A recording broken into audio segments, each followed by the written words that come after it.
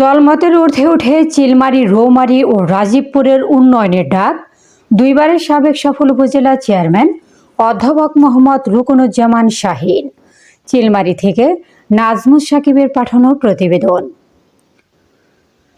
কুড়িগ্রাম ৪ আসনে আসন্ন জাতীয় সংসদ নির্বাচনে স্বতন্ত্র প্রার্থী হিসেবে মনোনয়নপত্র জমা দিয়েছেন দুইবারের সাবেক উপজেলা চেয়ারম্যান অধ্যাপক মোহাম্মদ রুকনুজ্জামান শাহীন। সোমবার কুড়িগ্রাম জেলা চিলমারী উপজেলার রিটার্নিং কর্মকর্তার কার্যালয়ে তিনি আনুষ্ঠানিকভাবে তার মনোনয়নপত্র জমা দেন। এ সময় তার সঙ্গে দলীয় নেতাকর্মী, সমর্থক ও স্থানীয় গণ্যমান্য ব্যক্তিরা উপস্থিত ছিলেন। মনোনয়নপত্র জমা দেওয়ার পর অধ্যাপক রুকনুজ্জামান শাহীন সাংবাদিকদের বলেন, আমি দীর্ঘদিন ধরে এলাকার মানুষের পাশে থেকে কাজ করেছি। জনপ্রতিনিধি হিসেবে দায়িত্ব পেলে কুড়িগ্রাম ৪ আসনের সার্বিক উন্নয়নে নিরলসভাবে কাজ করব। তিনি আরও বলেন, শিক্ষা, স্বাস্থ্য, যোগাযোগ ব্যবস্থার উন্নয়ন, নদী ভাঙন রোধ এবং কর্মসংস্থান সৃষ্টি তার অগ্রাধিকার তালিকায় থাকবে।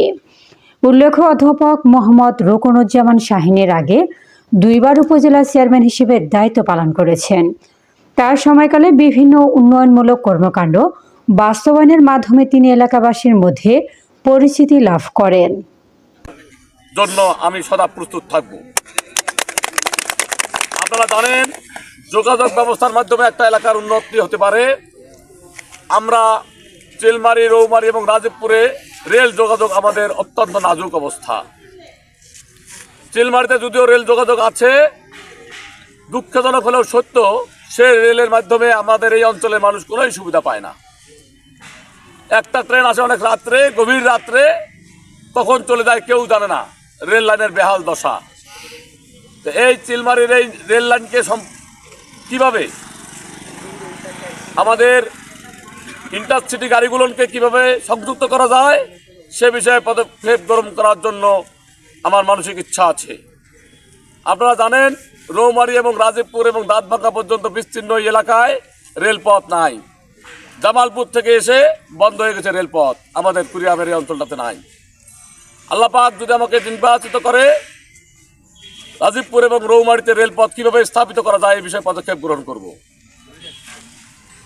আপনারা জানেন, চিলমারী বন্দর, রৌমারী বন্দর এবং রাজীবপুর আমাদের যে নদী কেন্দ্রিক যে ব্যবস্থাটা আছে, এখানে নামমাত্র বন্দর আছে, সে বন্দরের কার্যকারিতা সেরকম নাই। বন্দরের কার্যকারিতা কিভাবে বৃদ্ধি করা যায়, যথাযথভাবে বন্দর কিভাবে স্থাপিত করা যায় সে বিষয়ে পদক্ষেপ গ্রহণ করব এবং বন্দর কেন্দ্রিক পর্যটন শিল্প কিভাবে গড়ে তোলা যায় সে বিষয়ে পদক্ষেপ গ্রহণ করব। আপনারা জানেন, আমাদের শিক্ষা ব্যবস্থা অত্যন্ত নাজুক। স্কুল এবং কলেজগুলো যখন সরকারি করে দিয়েছে, সেই কলেজগুলো এবং স্কুলগুলোতে শিক্ষক স্বল্পতা। এই শিক্ষক নিয়ে আমাদের এই বৃহৎ জনগোষ্ঠীর শিক্ষাদান অত্যন্ত ব্যাহত হচ্ছে।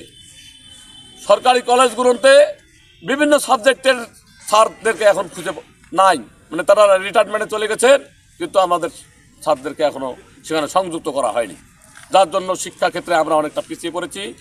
রাজীবপুর, রৌমারী এবং চিলমারী অঞ্চলের যে সরকারি প্রতিষ্ঠানগুলো আছে এবং হাই স্কুলগুলো আছে, কলেজগুলো আছে, সেগুলোতে অবকাঠামোগতও অনেক সমস্যা আছে।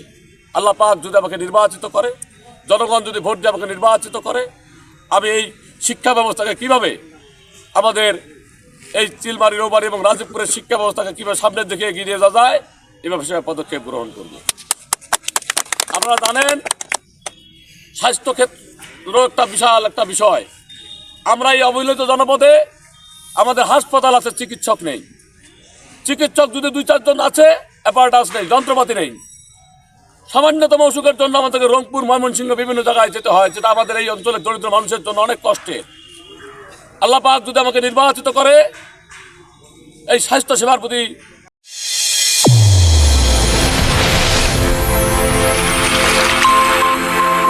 চ্যানেল A1 হৃদয়ের স্পন্দন।